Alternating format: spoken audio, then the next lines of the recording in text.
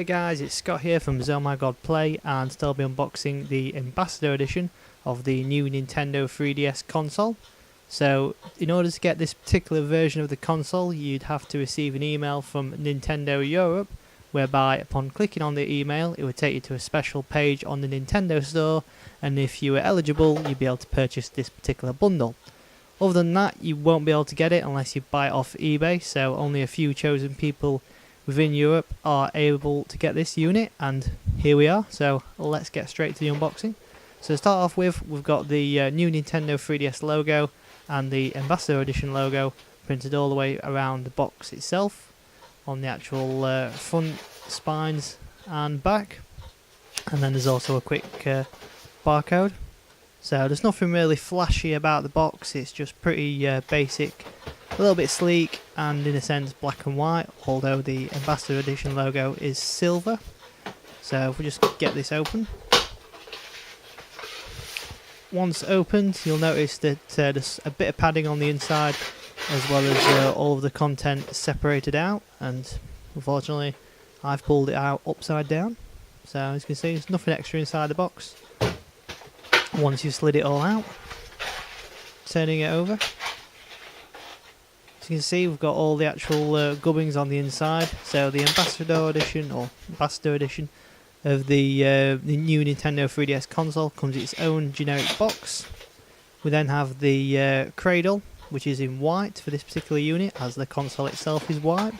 And then the last piece that's included in this Ambassador Edition bundle is the Super Smash Bros. Faceplate, whereby you have the variety of main popular characters edged into the faceplate for the top and bottom, or front and back, whichever you'd prefer to call it. So it's just a thin piece of cardboard that keeps it all held in together. Nothing really that special about it, but at least it keeps it safe. So in short, this is what you get on the inside of the Ambassador Edition console, a faceplate and the cradle. Moving away from the contents of the Ambassador Edition, we will now get around to actually unboxing it. But before that, we'll just do a quick comparison of what the package is like compared to a normal 3DS XL console box. So we've got the Ambassador Edition new Nintendo 3DS, as well as the box for the original 3DS XL. As you can see, it's pretty much the same size, which is a bit weird because obviously the 3DS XL is quite a bit bigger. So not sure what's going off there, but both are nice, sleek and small boxes. So to start off with, we've got the front of the packaging, where as you can see you've got two different age rating logos, one for Germany and one for Europe, which is the PEGI rating. On the spine you've got information of what particular cartridges work in this particular console. So as you can see here, it's compatible with 3DS software, DS and DSi software, which shouldn't come as a surprise really.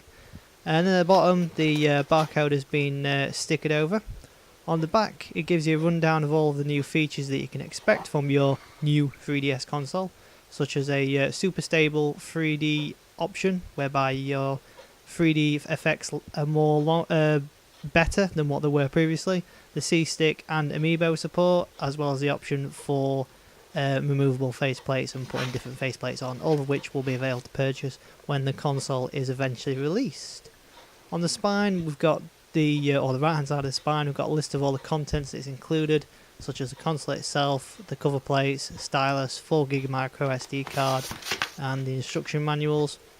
And on the top, it gives you a rundown of what the actual writing says on the front or top of the 3DS console. So, Entrust Sky Company, or what the kanji writing means on the top of the console, in case you wanted to know, which most of us who purchase this console do want to know. So history lesson aside, we'll get this opened and out of the way. So moving on first to all the documentation that no one will ever read, although I may have a flick through just to give you a rough idea of what's here. So we've got the customer support manual in case anything ever goes wrong with it, the operations manual, which is basically a detailed analysis and guide of what you can and cannot do and how to use your console, including removing and changing faceplates. We've then got the quick start guide, which gives you a rough explanation on how to turn on your console, connect it to your local Wi-Fi network, as well as the Miiverse post and so forth, all of which is presented in some colour. And then finally we have the AR cards, which are obviously for the augmented reality, which I've hardly ever used.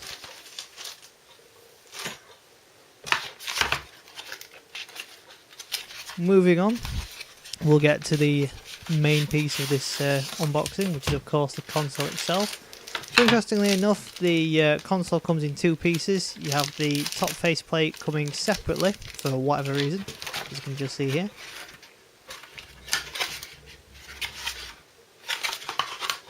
And then we have the main console unit, which comes protected in its own little foamy packet. So for whatever reason, they've decided to make the top faceplate come separate, as opposed to being already attached to the console. I presume it's to keep it from getting damaged or scratched, but whatever, it really doesn't make much sense. So that's where you have the top, and that's where the top faceplate would go. And then on the bottom, we've got the Nintendo logo, and as you can see, in order to get the faceplate off, you need to unscrew some screws. Opening it up, and here's where you can see what the console is like. So there's quite a lot of differences when compared to the original 3DS and the 3DS XL. For example, the stylus pen is now at the bottom, and so is the audio port. The power button is also on the bottom. The game carts also go in the bottom. The home screen and the start and select buttons have all been moved around, and obviously the biggest change is the addition of an analog stick and multicoloured buttons which replicate the SNES controller. So after a couple of seconds, I've managed to get the top faceplate attached to the console. So this is what it will look like once you've got all the faceplates attached and they're all perfectly secured. So the Ambassador Edition of the Nintendo 3DS looks like this, which is pretty cool and unique. And now just to give you a better demonstration of what the new Nintendo 3DS standard size is like for the XL, here is my old Nintendo 3DS XL for size comparison. So as you can see from just looking at it, the 3DS XL is bigger, but when you compare them side by side or on top of each other, they're actually not that much bigger in terms of size. So as you can see, there's only about an inch, if not less, in size difference. So the new Nintendo 3DS has a bigger screen than the old 3DS, and it's still a smaller screen than the 3DS XL, but it doesn't feel much like a compromise or a downgrade because you get, in a sense, a better overall product.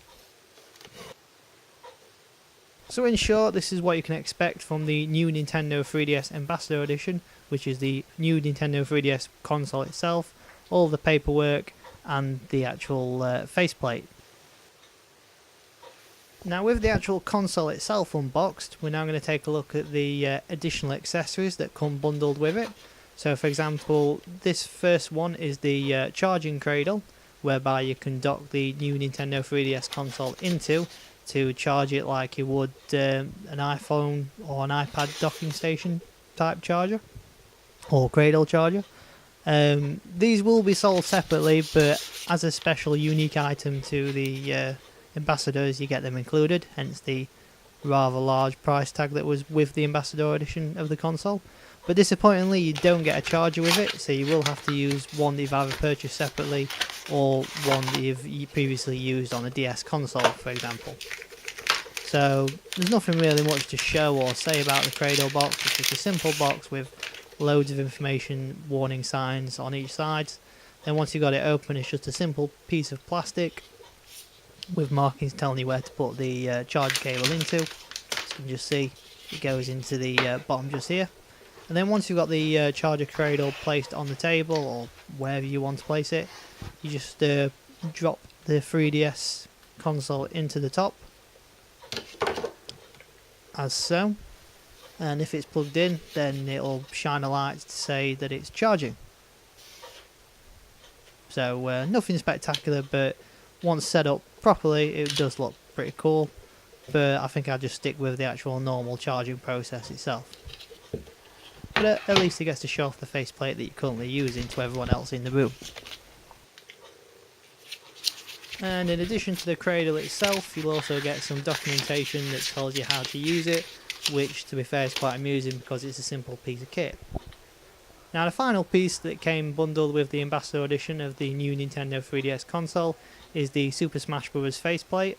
At the moment I'm not going to open it or unseal it, as I want to keep it as mint condition as I can for the time being, but I will give you a closer look at what to expect. So the bottom faceplate, which goes on the bottom of the 3DS console, has a variety of characters such as Villager and Metroid and Marth, whereas the top faceplate has more of the popular characters such as Link, Mario, Pikachu and Kid Icarus, which obviously that top faceplate will go on the top of the console and show it off to the public more.